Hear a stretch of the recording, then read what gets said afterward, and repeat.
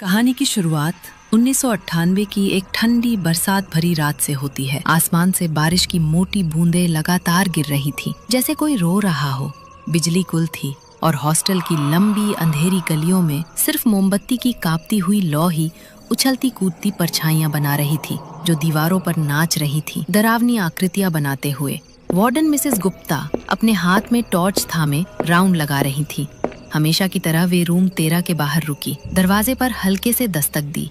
अनामिका बेटा, लाइट बंद करके सो जाओ। अंदर से कोई जवाब नहीं आया। उन्होंने दूसरी बार पुकारा, फिर तीसरी बार, और तभी अंदर से एक डरावनी आवाज ने उन्हें भीतर तक जमा दिया। वो आवाज किसी इंसान की थी, पर वैसी नहीं जैसी किसी जीवित इंसान की होनी चाहिए।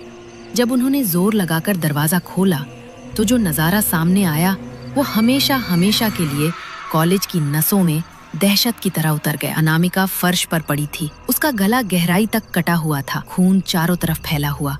उसके ठंडे हाथ में वही पुराना ब्लेड कसा हुआ था जिससे वो घंटों स्केच बनाया करती थी। दीवार पर खून से कांपते हुआ अधूरे अक्षरों में लिखा था, मैं वापस आऊंगी।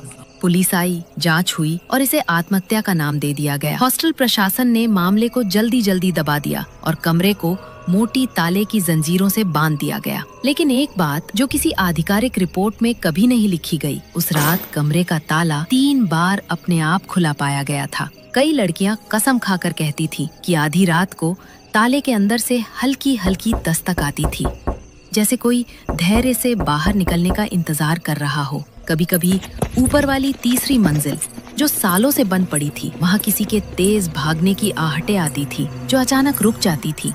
वार्डन हर बार इसे वहम या हवा का शोर बता देती, लेकिन 1998 की वो भयावह रात हॉस्टल के दिल में किसी पुराने, कभी न भरने वाले जख्म की तरह हमेशा ताजा बनी रही। साल बीते, कॉलेज का नाम कई बार बदला, इमारत पर नया पेंट चढ़ाया गया, नई लाइटें लगी, सीसीटीवी कैमरे हर कोने पर लग गए। लेकिन रूम 13 को कोई लड़की कभी ज्यादा दिन नहीं झेल पाई।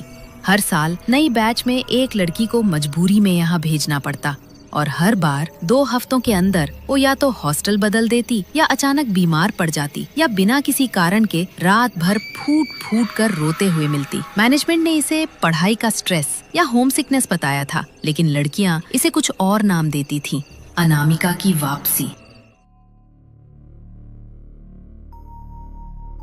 2023 का नया सेशन शुरू हुआ और इस बार हॉस्टल में कमरे बेहद कम पड़ गए। मजबूरी में वार्डन मिसेस गुप्ता ने रूम 13 की पुरानी जंग लगी चाबी नई लड़की सान्या मेहरा को थमा दी। उन्होंने 2 बार मना किया, तीसरी बार लंबा समझाया। कमरा थोड़ा पुराना है बेटा, लेकिन अगर कुछ भी अजीब लगे तो रात में ही सीधे मेरे पास आना।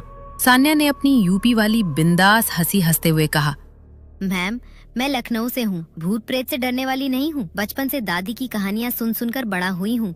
लेकिन वार्डन की मुस्कान में जो गहरा छिपा हुआ डर था वो सान्या उस वक्त समझ नहीं पाई। पहली रात किसी तरह गुजर गई, लेकिन दूसरी रात ठीक 1:15 कमरे की उस पुरानी दीवार के हिस्से से आवाज आई जहाँ सालों पहले खून से लिखा गया था, मैं वापस आऊंगी। आवाज किसी के लंबे नाखूनों के दीवार को घिसटने जैसी थी, जैसे 5 उंगलियां दीवार के भीतर से निकलकर बाहर की तरफ खरोंच रही हों। सान्या घबरा कर उठी, मोबाइल की टॉर्च जलाकर दीवार पर रोशनी डाली और देखा कि वहाँ ताजी गहरी खरोंचें उभर आई थी और नीचे फर्श पर किसी ने उंगली से लिखा हुआ था, तुम यहाँ रहना चाहती हो।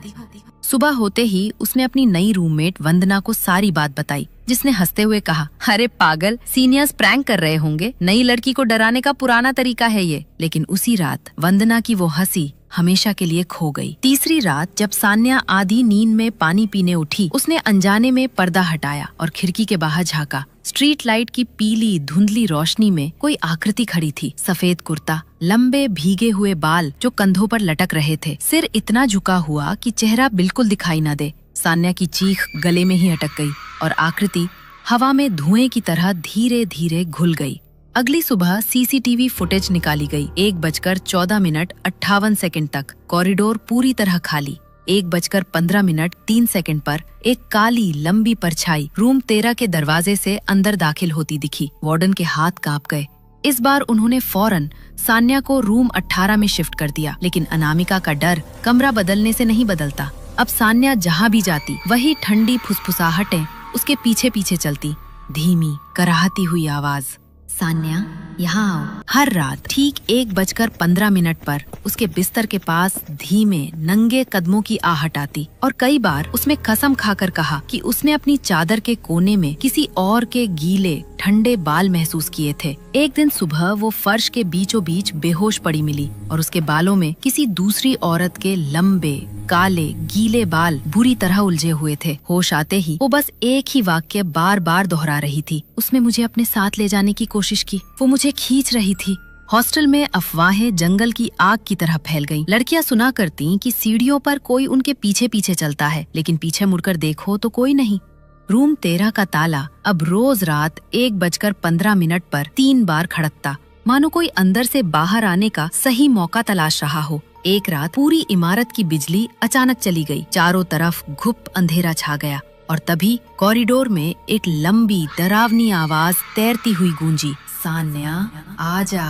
कमरा 13 का दरवाजा खुद ब खुद खुल गया। ताला जोर की आवाज के साथ फर्श पर गिरा, जैसे किसी ने गुस्से में फेंका हो। अंदर वही पुरानी पोजीशन, एक लड़की घुटनों पर बैठी हुई, लंबे बाल जमीन पर फैले हुए, सिर पूरी तरह झुका हुआ। सुबह जब लोग गए तो दीवार पर ताजे खून से लिखा मिला, एक और आ गई। डर अब सान्या की निजी परेशानी नहीं रहा था, ये हॉस्टल की नई भयावह सच्चाई बन चुका था। इसके बाद वंदना भी धीरे धीरे बदलने लगी। वो रातों में अचानक उठकर पहले रोती, फिर बिना वजह हंसती, फिर घंटों किसी दीवार को घूरती रहती। एक दिन क्लास में अचानक चीखी, मैम वो मुझे बुलाती है, मेरे नाम लेकर बुलाती है। प्रोफेसर कुछ समझ पाती इससे पहले ही वंदना की आंख के नीचे अचानक एक गहरी खरोंच उभर आई, ताजा खून टपकता हुआ।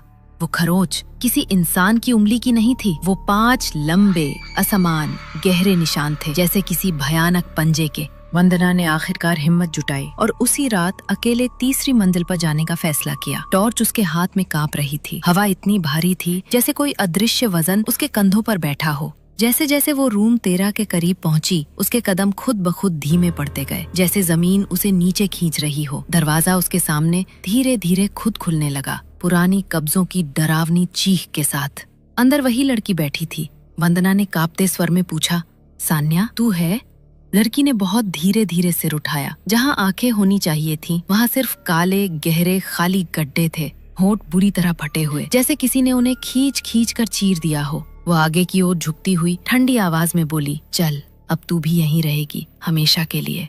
वंदना चीखते हुए पलटी और दौड़ पड़ी। उसके पीछे गलियारे की सारी खिड़कियां धड़ाधड़ बंद होती जा रही थीं। दीवारों से गाढ़ा लाल खून रिसना शुरू हो गया। सारे दरवाजे अपने आप जोरों से बंद हो रहे थे। सीढ़ियों पर वही सफेद दुपट्टे वाली आकृति एकदम स्थिर खड़ी थी। वंदना किसी तरह जमीन तल तक पहुंची, लेकिन मुख्य दरवाजा उसके सामने बंद हो चुका था। हवा में सैकड़ों फुसफुसाहटें एक साथ उठी। कमरा 13 कभी खाली नहीं होता, कभी नहीं, कभी नहीं।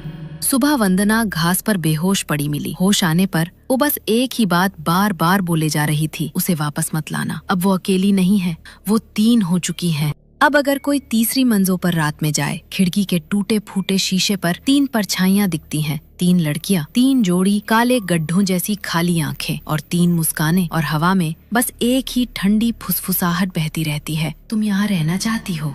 क्योंकि रूम 13 अब खाली नहीं, अब वहाँ 3 है और चौथी का इंतजार अभी भी चल रहा है।